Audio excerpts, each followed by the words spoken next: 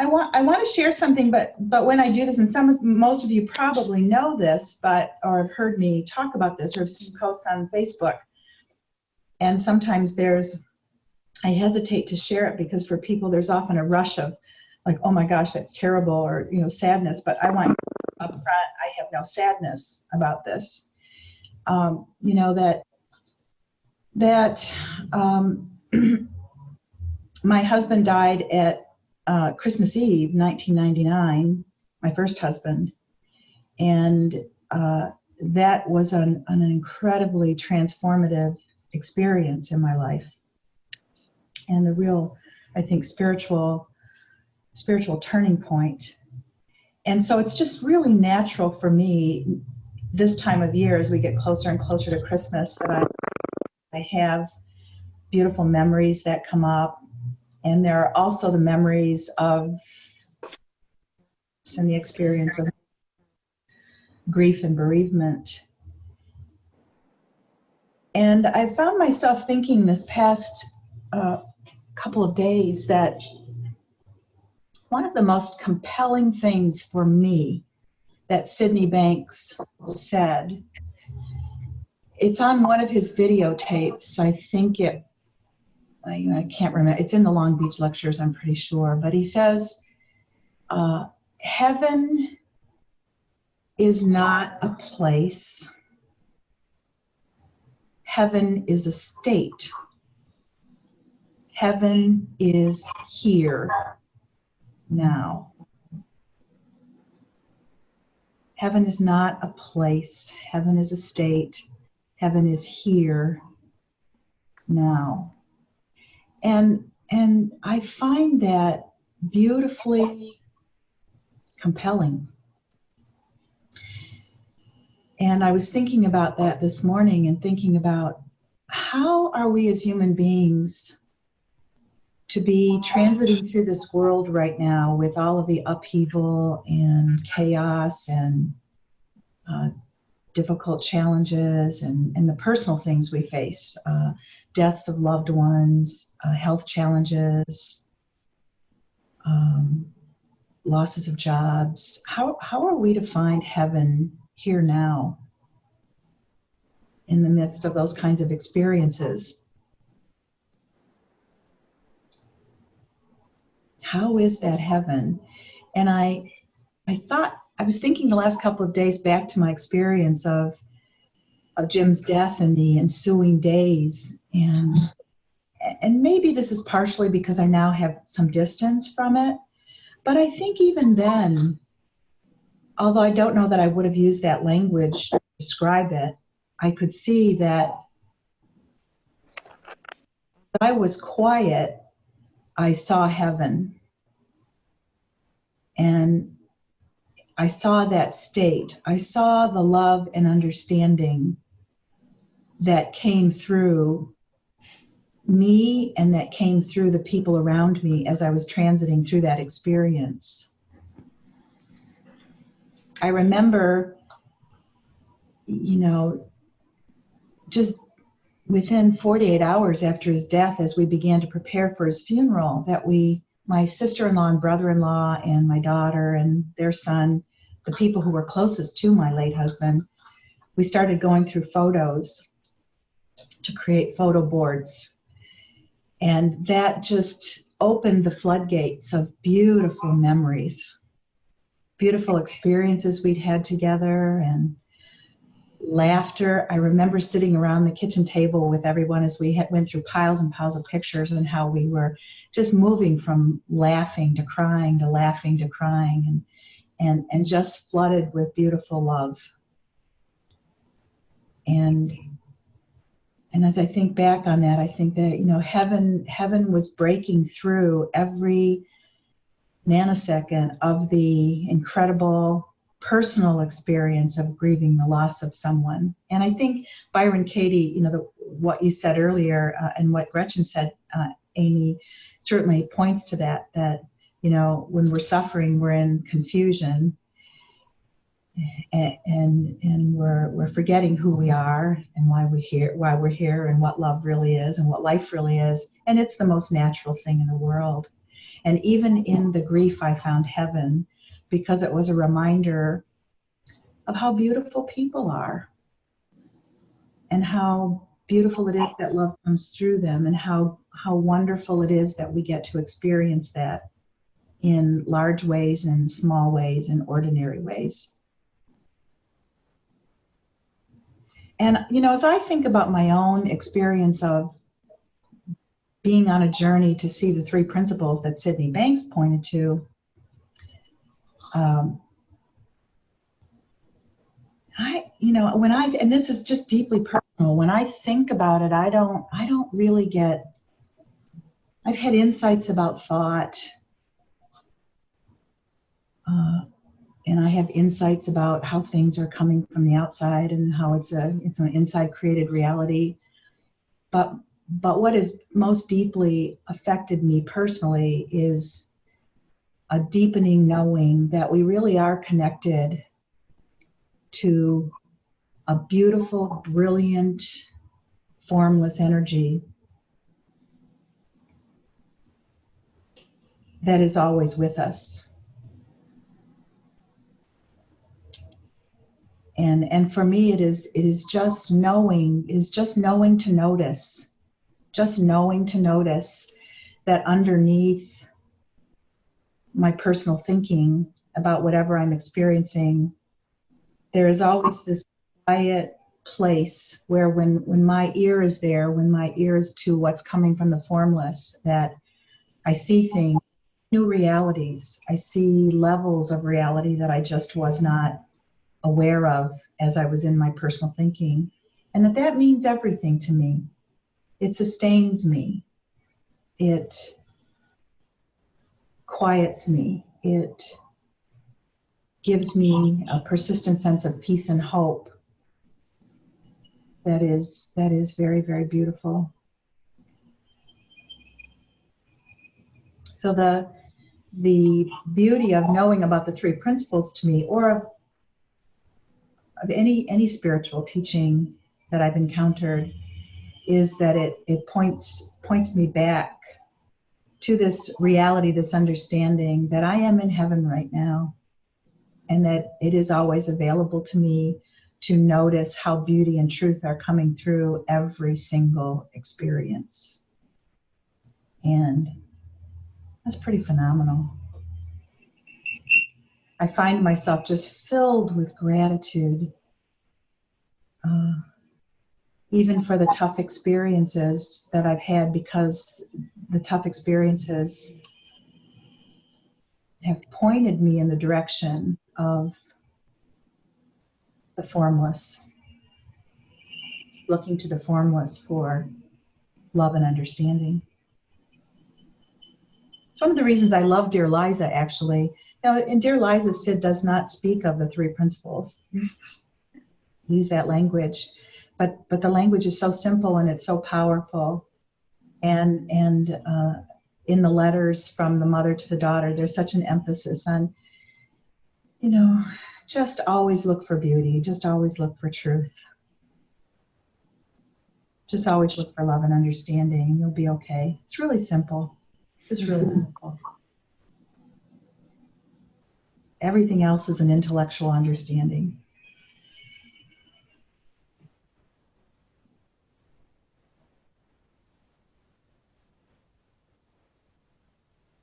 So any thoughts?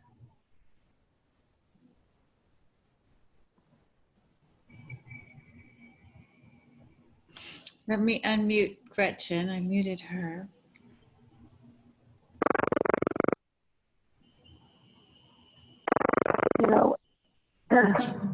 Hi, Gretchen. You have a little noise. Hi.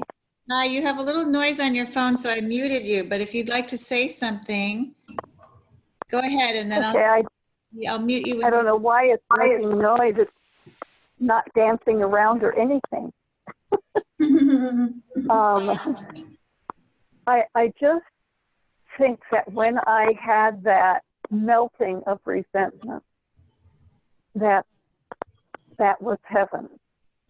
And when I go back and think about that and remember that it's heaven. I remember the other night fixing a special dinner for George. And I was laughing because I would not have done that in that way before that experience, in all probability. And it's little things too. I did his laundry, and he always turns his T-shirts inside out. And if I've done his laundry before, like I had some whites, and so I'd wash his with mine, I wouldn't turn his shirts right side out. He could do that himself. I looked at the shirt and I just turned them all right side out and laugh at myself. There's a lot more laughter in that sense of heaven. I just see things differently. And it's hard to imagine that I saw them the other way. But I did. And now I don't. And I'm grateful. Yeah. To really realize what heaven is, what that sense of freedom is a precious gift for me. Yeah, that's a beautiful sharing, Gretchen, and I can hear the almost, I don't know, relief is not the right word, but the joy of that in your voice, the joy of being able to be in those spaces and feel something so different. I chuckle because I was raised Catholic, and I was a very dogmatic little girl. I was a very religious little girl, and I found comfort in that. I found peacefulness in that. I found just a wonderful feeling in those rituals. And when I first met Sid Banks, the very first experience I had with him, we were in Salt Spring in Ganges, and Bill, my husband Bill, and Judy Banks were walking ahead of us, and Sid and I were walking behind. And I think he was kind of checking me out a little bit. I was Bill's new wife, and Bill was one of his key, sharers, teachers, and it's funny that I remember that the first thing Sid said to me personally was, he said, Linda, all forms will pass away, and what will be left is truth. And I remember thinking, in a way, I think now that he kind of was pointing me to look beyond all dogma and all concepts, and just keep my eye fixed on the formless and on truth and beauty, and that's been a gift. And I think, Gretchen, that's what you're talking about, in a way that you look beyond the form of your personal thinking about the experience that you're having right now, and as soon as you do that, it's just so much easier to see the truth and beauty of every experience, your experience and every experience kind of thing.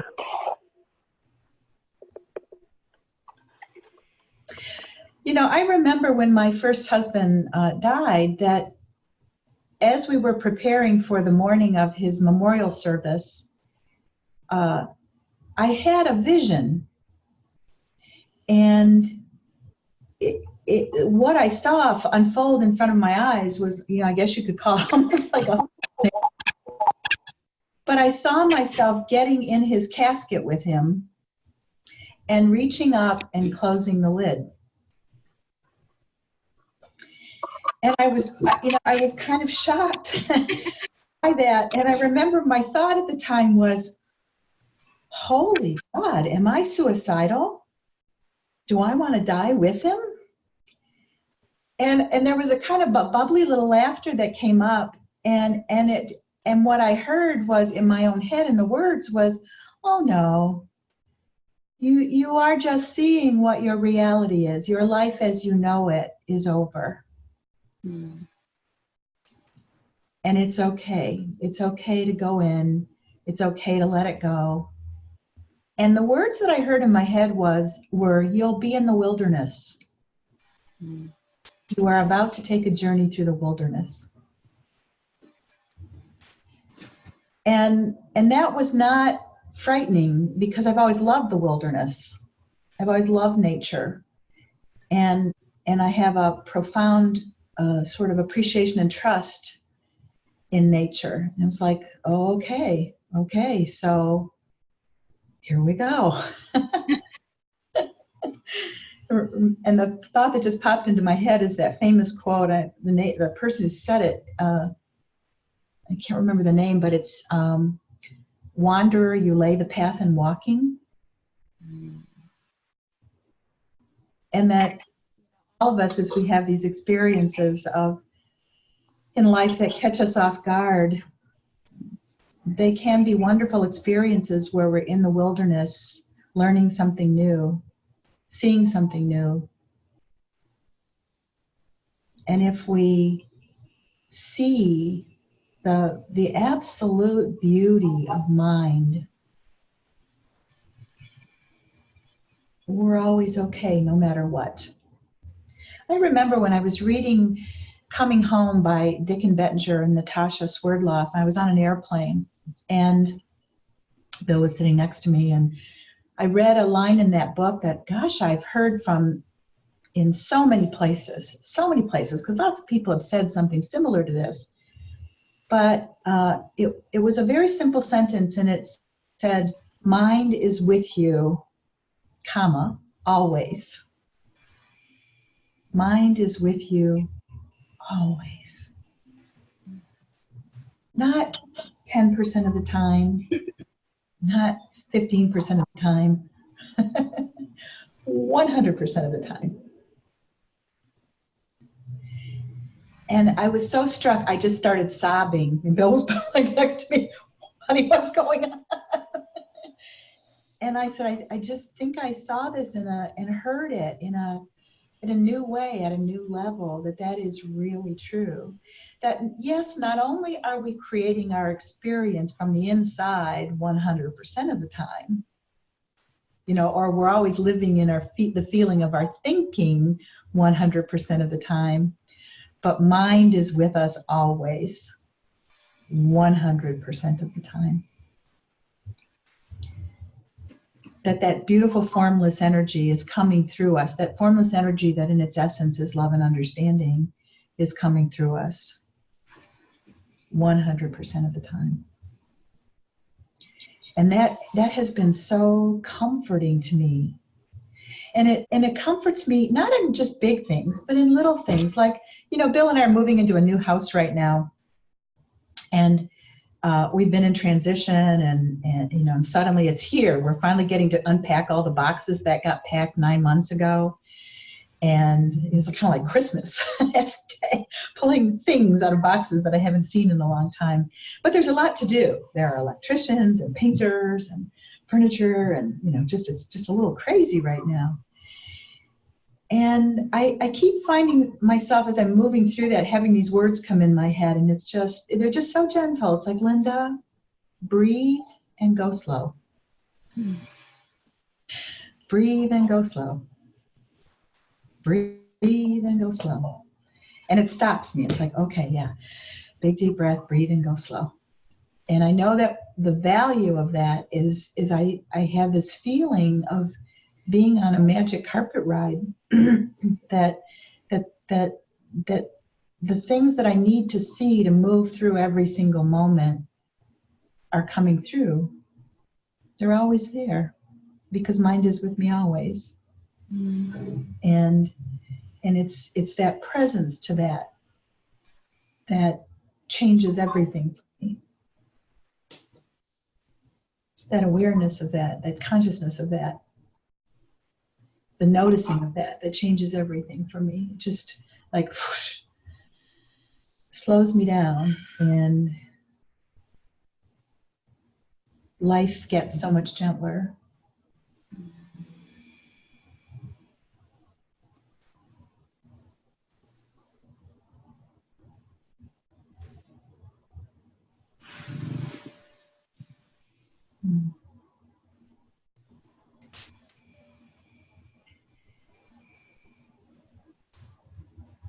And it moves us, so sweet. It just, life is so sweet. Life is so sweet. Through our realtor, I was introduced to the man who's painting our house, who's a Mexican man named Luis, and he's just a dear. He's just a sweetheart. And he offered to do something that he didn't have to do. And I said to him, "Oh, Luis, I want to make sure we pay you for that. I want you to walk away from this job feeling like we treated you fairly. I don't want you to have one single negative experience of this. So when you finish our house and you walk out, my only hope is that you will say, those people treated me with love and respect." And I could feel something shift in him. And I had been looking for someone to do some tile work in the house and was having a difficult time finding a referral. And he looked at me and he said, you were saying that you need to have that tile work replaced in the kitchen. Do you have someone to do it? And I said, no, I've actually been having some struggles finding someone. He said, oh, I have the perfect person for you. Perfect person. It was like, wow, there it is again, that synchronistic flow that just happens when you're in that place of love and understanding. I've always loved synchronicity, and Carl Rogers' work impacted me very deeply and has had a lasting, unfolding impact on my life. Before I found the 3 principles, I would quietly say, well, I practice cognitive therapy because the people I work with in rural Appalachia are the sort of esoteric spiritual concepts of Carl Jung just don't compute. So I would say that in my head, I would kind of conceptualize what I was doing from a Jungian perspective, but I would work with people in a pretty practical sort of cognitive behavioral way. But one of the things I loved about Carl Jung was his emphasis on synchronicity. And I always wondered about that. How did that work? How does synchronicity work? And in quantum physics, I found the answer.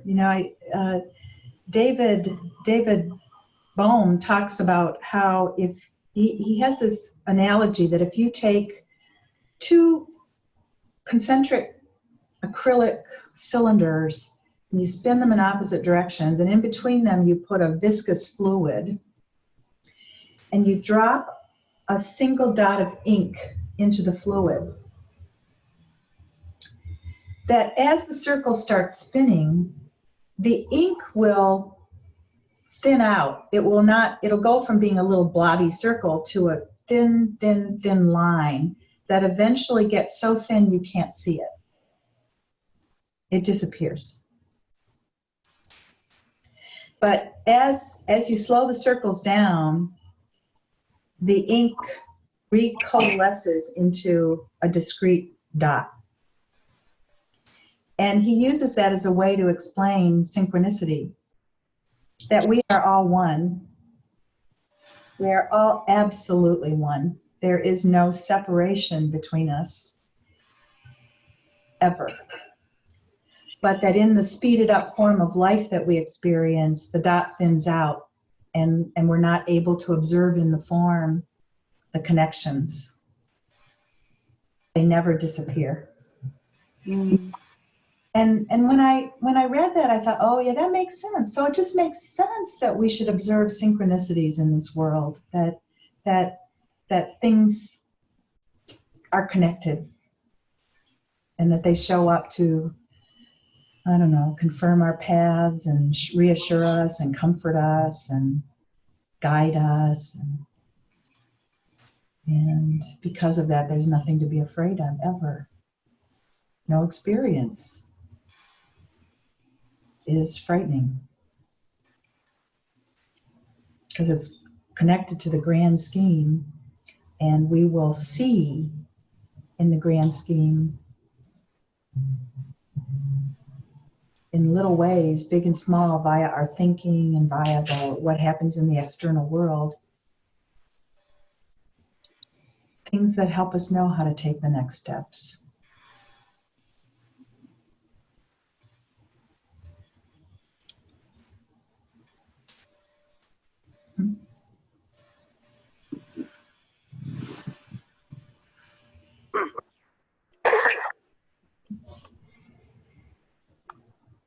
Linda, I want to thank you for everything that you're sharing. I was listening. I was wondering, what is it?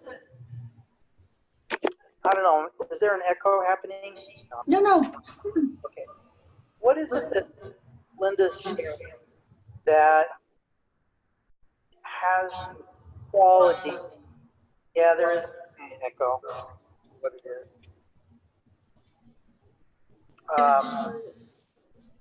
Keep going. Let's see. Wow. Okay. That's maybe I don't know. Maybe somebody. Maybe Linda, you can mute yourself. Anybody who has their mic on should maybe mute while I'm just, because sometimes that gives an echo back. There it goes. What is it that she's sharing that has this quality that's more powerful in some ways than what most people share, or a lot of us share? And I was listening to it, and this other little part of my brain was thinking, well, what's going on here? You know, why is this so different? And what is it that Sid does that's different? And what is it that Bill and Dickon and other people who speak and Amy that makes it different? And I realized that what it is that you really get away from the personal. That when people speak from that impersonal, universal place, it's really powerful in a way that, I mean, obviously it's powerful to hear people's personal experiences, especially how we've been transformed and what's going on in our lives. And, you know, I think in a certain way, like my hesitancy to speak about how I'm doing is that I'm kind of not really interested in my personal story. You know, when I start to talk about what's going on in my life, it starts to get pretty boring. And I listen to myself talk for a couple minutes, and I think, you know, I'm really tired of hearing about this stuff. You know, your knees and your pain and this and that. It's just boring. And my personal story kind of doesn't really seem that interesting anymore. And it used to be what I was interested in more than anything, you know. And of course, when I talk to people, that's what I wanted to talk about.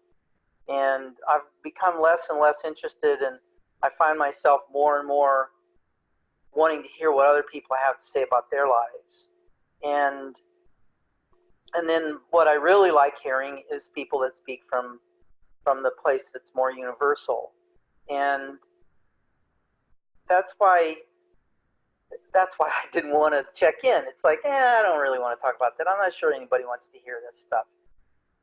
You know, it's important for me to kind of look at my life at times and see where I'm falling kind of out of awareness.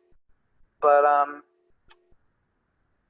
you know, the thing that I think that Byron's work does is she has this quality, or this way that she set it up, that works really well for goal-oriented Westerners.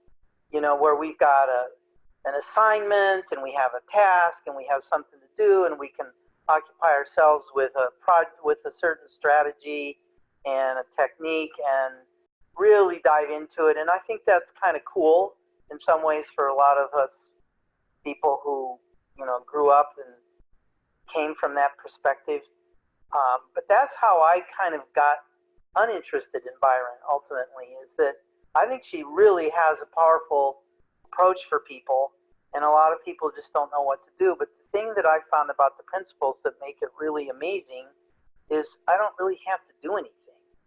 I don't exactly have to do that kind of inquiry. the work, in quotes, the work is really powerful, but I found with the principles that it just happens. Like I find myself doing the work, looking at something like saying, I just find myself saying, is this really true? Like, do I really have to believe this? Do I really have to believe that I'm going to be in pain forever, or that if I don't take my medication in time, I'm going to die? That's the funny thing that happens when you're taking opioids a lot, is that you get into these weird places. And I listened to it and I realized that's just some aspect speaking to me that isn't true. And it's really powerful when, as individuals, we can see our own lives as just simply stories, and they're very powerful for us because they're our stories. But they ultimately don't carry so much power anymore, because they don't really touch so directly on the impersonal and on the things that doesn't change, because our stories are always changing. But there's something that doesn't ever change, and the closer and the more we become familiar with that part that doesn't change, I think the more we're able to just kind of ride through all the changes, and the less we're thrown about by them and tricked by them. So that's to step back in one piece for me, all this pain, which is more than I ever thought I could stand, has really taught me a lot about how I can have something going on that's extremely compelling, that is impossible to avoid, impossible to forget about and pretend and make go away, and I can still be okay. Inside I can still be all right with it. I can find this place that doesn't go into panic and doesn't go into despair about it. And that's cool. That's the really cool thing, that I feel in some ways like part of what happens is the evolution of people and our spiritual growth is that we get the experiences we need to continue to grow. We don't have to force them to happen. So I don't know. That's what I like about Byron Katie, and then at the same time I think what's really cool is that the principles make it so much easier to not have to pull out your paper and answer your 4 questions and dive into it. But I think for a lot of people that's really, really valuable who've never done anything like that. So anyway, that's my Sunday morning sermon. Well, I just want to jump in for a minute, because the point of having Byron Katie on the reading list wasn't so much to have people do the work. The work is optional, but to really see through her eyes. In that particular book, 1,000 Names for Joy, is really just her commentary on the Tao Te Ching. And the book that's just come out, A Mind at Home with Itself, is similar. It's not, there are passages that have the work in it. But an insight that I had after having read Byron Katie, 1,000 Names for Joy, was, mind is not inefficient. Mind is coming through everywhere in the ways that people are ready to hear. And so I went from being a little bit maybe arrogant about the principles, and when people had other approaches, I'd sort of get my defenses up a little bit. Well, let me tell you about the 3 principles, that feeling. I need to convert you now. And as I've just settled into my truth about universal truth, what I saw was that we can have a better dialogue when we see that there's truth in what someone has been doing. It may still have form, it may, but to acknowledge and recognize that this has helped someone to come even closer to the principles. Because the work, of course, is pointing directly to what who am I when I believe the thought? Oh, I'm crazy and insane and angry, and who am I without the thought? So if thousands of people do the work and then they come to a principles seminar, and how much more ready are they to hear that your thought creates your reality? So there was a way for me, and I'm just jumping in here because it's an important part of my particular message, that I was shutting down conversation or getting a little defensive or a little identified with the principles. And there was a way that wasn't facilitating recognizing that truth, as Sid said many times, truth is everywhere in a different disguise. And her formulation of the work, she'll say, just like Sid did, it found me. I didn't make it up, it found me. So there are all these assumptions we have about other forms of spiritual teaching. And I just think it's part of my particular path to point out whether it's someone who's super attached to the principles and they can't really see anything else, or whether it's someone who is super attached to Byron Katie. It doesn't matter. That the attachment itself is the obstacle. If you just, Sid used to say, go to the grocery store, the clerk will say something, or the clerk will show some kindness. There's just truth everywhere.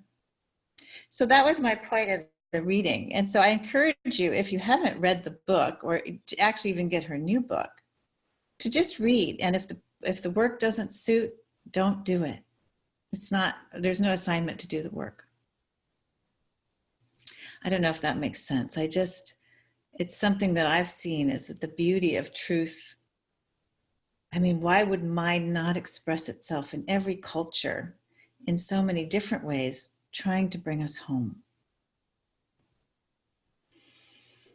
But I have to say, listening to Linda and having Bill here, knowing that they've been around for so long, like there's just something about the principles that, for me, it's there's something about Sid being like a uncle or grandpa to me. There's something about the feeling where it takes us out of sometimes in spiritual circles it gets, I don't know, out there, and people are kind of lost in the wilderness and there's something about Sid just being a welder, being a dad, and these two that just feels like, you keep saying the word gentle, Linda. And that's why I think I remain a principles practitioner, the simplicity of the principles and the community, the beauty of the community. Anyway, I don't know if that makes sense. I just jumped in. Makes total sense. And my experience, Amy, I think I've always been a lover of spiritual works, and I've loved the Christian mystics. Read, Teresa of Avila, the Little Flower Teresa, the man, Bill, you'll know right away, the man who died in 1953, Thomas. You're muted, so I can't hear you. What? I'm blanking on his name right now. You're muted. I can't hear you. Thomas Merton. Were you thinking Thomas Merton. Thank you. I think 73. It was during the 73. Okay, Vietnam War, because he and Martin Luther King had come out very strong against the Vietnam War. Yeah, and there's some discussion that he was actually assassinated, but his work, Seeds of Contemplation, his personal autobiography, I mean, they're beautiful, beautiful. I think the thing that I would always struggle with is I knew that they were pointing in the direction of the truth. I knew it, I knew it, I knew it. I knew that love was the answer. I knew that love and understanding were the answer. I knew that we came here to experience love and joy. But there was a how that I was always missing.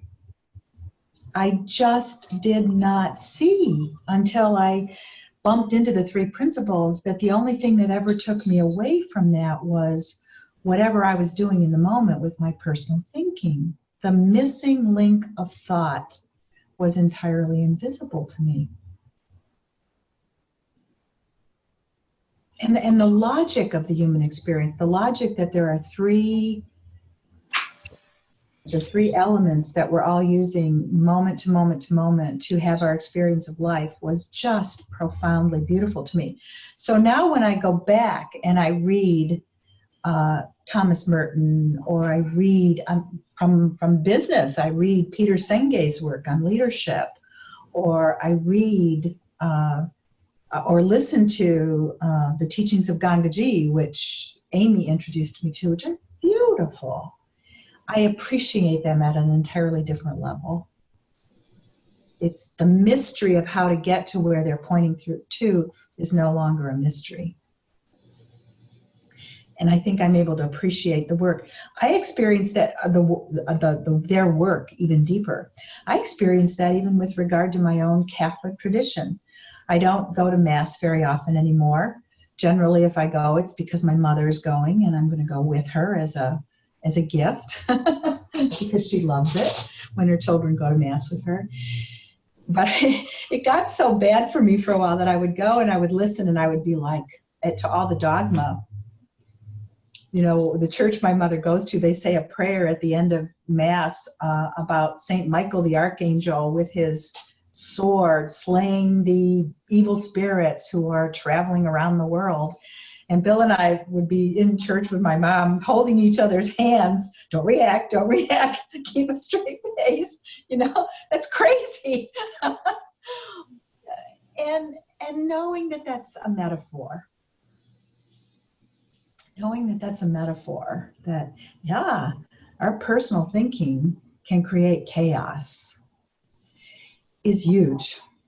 And it helps me see beyond all of that form, as Sid pointed out, to the formless, to the beauty of love and understanding and truth that's trying to come through beneath all the concepts, and allows me to enjoy and appreciate the beauty of the moment of being there with her and participating in a ritual that really is a celebration of the constant renewal of life.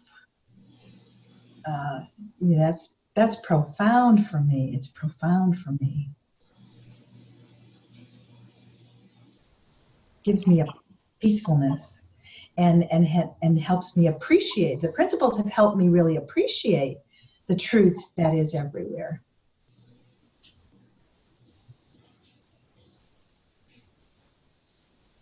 All of this conversation makes me think of an experience I had recently where I have a shed in my backyard, and my youngest daughter has been camping out in that shed for 5 years.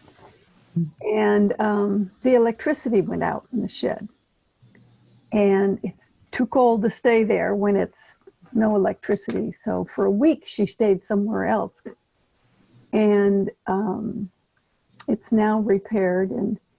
But at one point she came over and we started to talk about something, and she got very upset. And so she went back downstairs, and I waited a few minutes, and I went out to her, and we started talking. And what I kept hearing myself say is, just listen, just listen. Don't talk, just listen. Don't respond, just listen.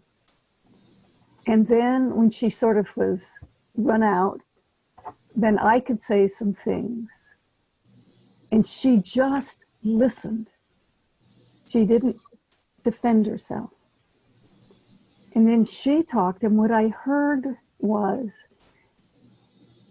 she is carrying on her back a huge backpack of old resentments and frustrations, and all I could say to her was, oh, sweetie, you got to unpack that backpack somehow. She sort of says, yeah. And what she's struggling with is how to make a living in this day and age. She works, but she doesn't earn enough money to rent any place in the area. a studio apartment is $1,500 easy. And, but it's like realizing that if the electricity had not gone out, we would not have had this conversation. And I asked her if she would be open to some coaching about how to move her life forward. And she actually said yes. And I said, I'll talk to your dad. I'll put in some money and I'll talk to your dad and see if he'll put in some money. And I watched her eyes get sort of teary and she says, yeah, I'll do that. And it's sort of like somehow her dad and I coming together and supporting her in moving forward. Because somehow she's never felt that. Nobody cared about me. Nobody was worried about me. Nobody knew me, you know. It's that backpack that's so full. But, you know, I sometimes think that gifts come in strange packages. And she says, Mom, I don't want you to have to pay for the electricity that I blew somehow. So I can't pay it all at once, but I'll pay it off a little at a time. And I said, fine. And $865 worth of electrical work, but it's not going to happen again because I have a special breaker in my electrical box. That's for my shed. So, but it's just, you know, I just think about that. I was able to just listen, not get defensive, not in any way tell her you're mistaken. I mean, she said some things about me that were quite interesting that I knew weren't true, but they were true for her. And I realized that it was how she was able to manage her love for me and her anger for me, to keep them separate. Like when I say certain things that she finds offensive, you know, it's like I've slipped into a different personality and I'm just mean and nasty in that personality. And so it was very rewarding to just listen. And now I'm going to, of course, I'm giving her 3 principal coaches.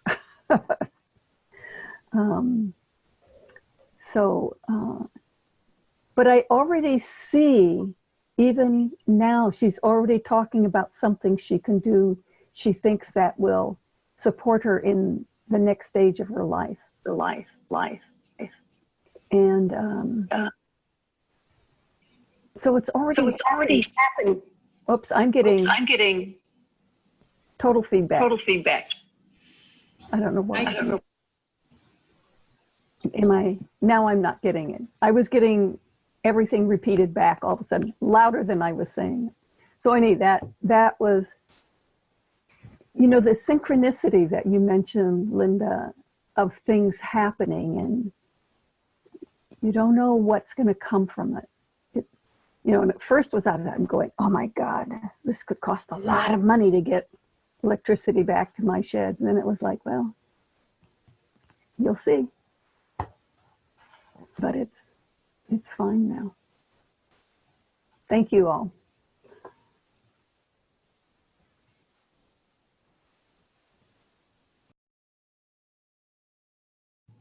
So everyone is muted. If you want to say something, just unmute yourself. Linda, I'm going to unmute you. Hey everyone. I'm just really touched by the whole conversation. I feel like there's been so much wisdom coming out, and I loved Linda, how you sort of brought up mind is everywhere, and it's all the time.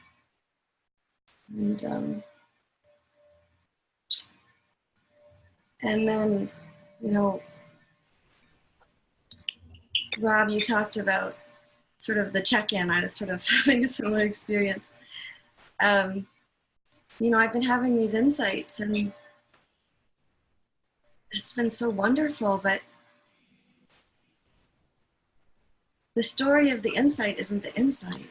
And while I get excited about it for my life or for what I'm seeing now, it's not the moment.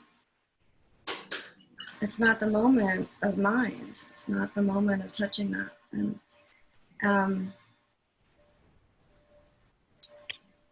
I think about a talk Dickon gave one time talking about,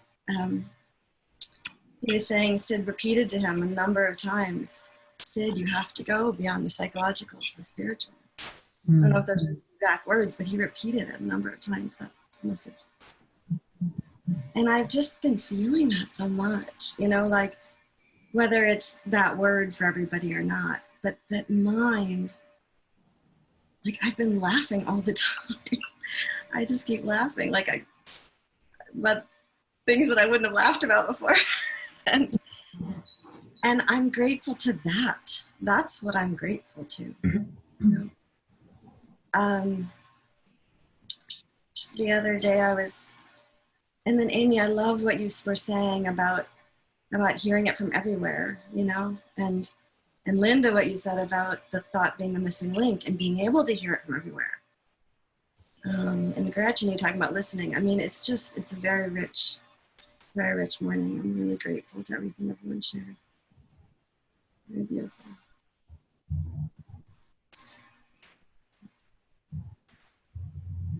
I feel like I'm in the nice warm bathtub. I don't want to get out.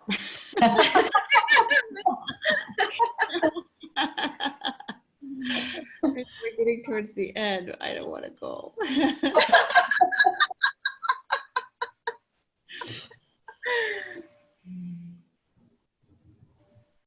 I loved what you said, Amy. I think that's something that you and Bill have really helped me see more deeply, that mind is coming through at whatever level of understanding exists for that person. That's huge. That's huge. So that Bill can talk about how a panic attack is a friend. You know, that it's mind's way of coming through, kind of knocking on our door, saying through our physical body, you know, you're doing something with your thinking right now that is really not helpful. And so it's an entirely gentle and affirming and understanding way of looking at a human experience that otherwise gets pathologized. That maybe it's not a pathology. Maybe it's the best mind can do at that level of understanding for that person to sort of knock on the door and say, oh, you don't have to have this experience. And I'm trying to point you in the direction of that. Look for something.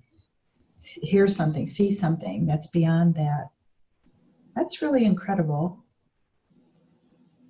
And I'm very grateful. I think Bill's stories often point to that in a way that as a therapist I never saw before. The other thing is that came to mind was I recently posted on Facebook the eulogy that I wrote for my late husband. My daughter posted it actually, and then I reposted it. And Laura said to me recently, that's my daughter, she said, Mama, how did you ever write this in the midst of intense grief?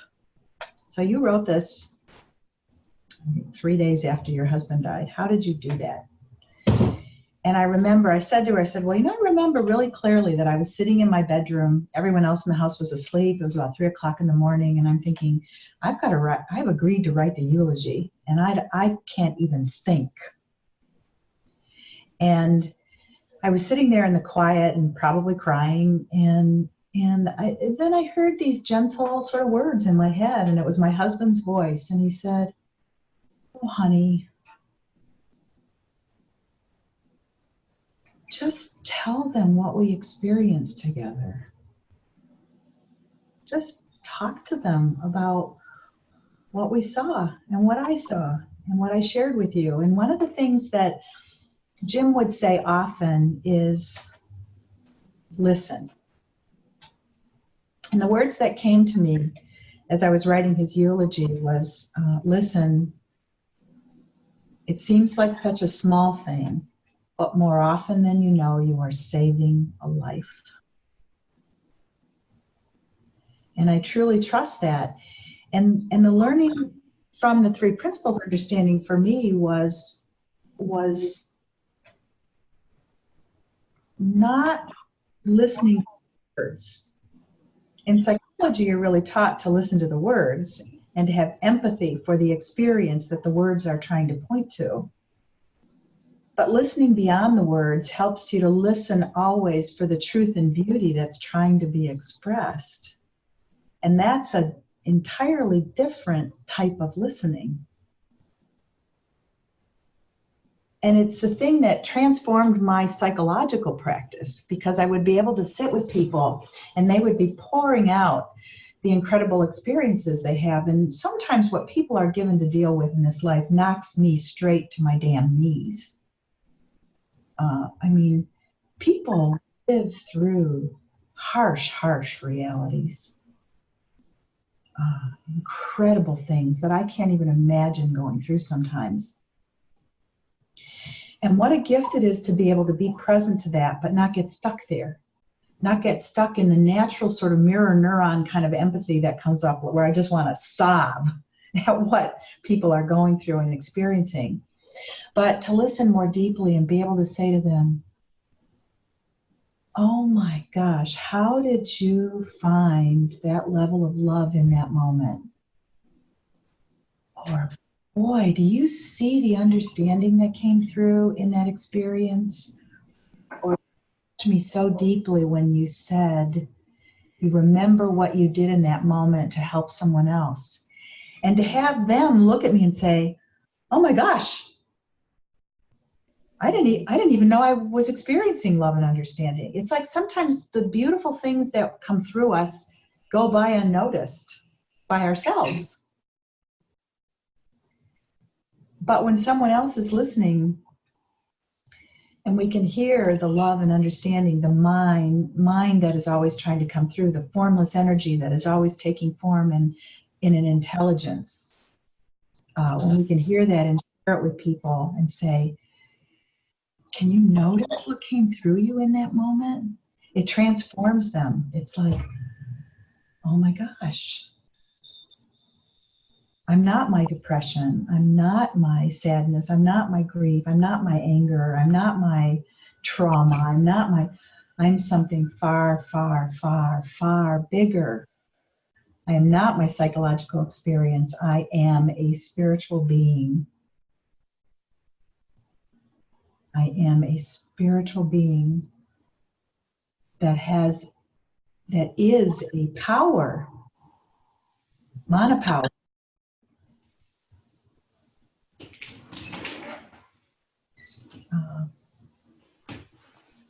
That's pretty amazing to be able to listen to someone and hear that power coming through. Can I share? I hope this is okay to share, but in the book that Linda Quiring wrote, I think it's I can't remember if it's Islands of Knowledge or the other one, but Linda talks about Roger Mills. And she talks, Amy's dad, and she talks about how Roger, when he came to the island, the people who were around Sid, they loved him because Roger just seemed so authentic to them. And Roger was just kind of out there saying, I don't get this, or I get it, or, and he was just so open and he was just being bowled over constantly by what he was hearing. And Linda tells this story about how Sid said to Roger at one point, Roger was asking a question about something and Sid pointed to a tree and he said, Roger, see that tree over there? And Roger said, yeah. Sid said, some people, the wise, see two trees. And something about that moment, as Linda reported it, just deeply impacted Roger. And he couldn't even express exactly what he'd heard. But when I read that, and who knows exactly what Roger experienced in that moment, but what I read was, wow. The wise are always seeing beyond the psychological experience. They're seeing to the spiritual. They're seeing to what is beyond the psychological experience. They're seeing the truth and beauty of what creates that experience. And the best description I found of that is the metaphor of the principles, mind, thought, and consciousness.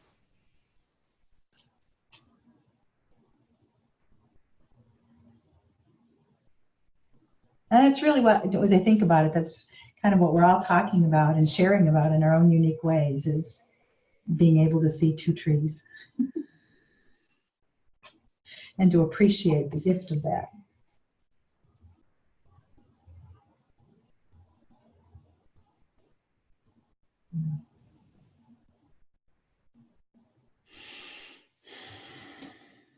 Well, I want to thank you so much, Linda. We're at the end of our time, and Yay! what a beautiful webinar this has been.